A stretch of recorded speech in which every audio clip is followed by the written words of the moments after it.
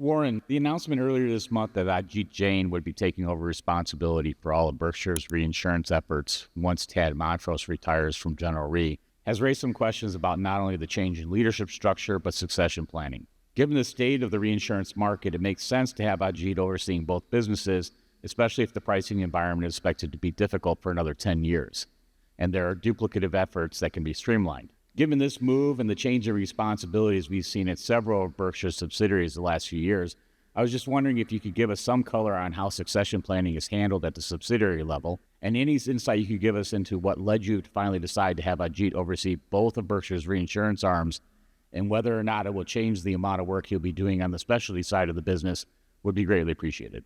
Yeah. Well, Tad Montrose, after 39 years, has done an absolutely sensational job for Berkshire.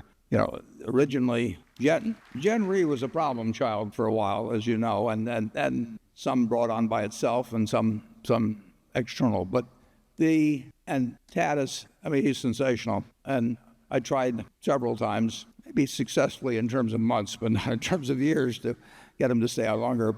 As you say, it makes sense to have the reinsurance operation under Ajit. Ajit's ability to handle more and more things in insurance. He oversees a company called Guard, which most of you have never heard of, and we bought it a few years ago, and it's doing terrifically. It's based in Wilkes-Barre, Pennsylvania, but it's doing a great job with small business policies, primarily workers' comp, around the country, and it's flourished, being put under Ajit. He started the specialty operation a couple of years ago, and under Peter, that is going gangbusters. And I have found, and this is interesting, but it's true, I have found with really able people, they can handle so much.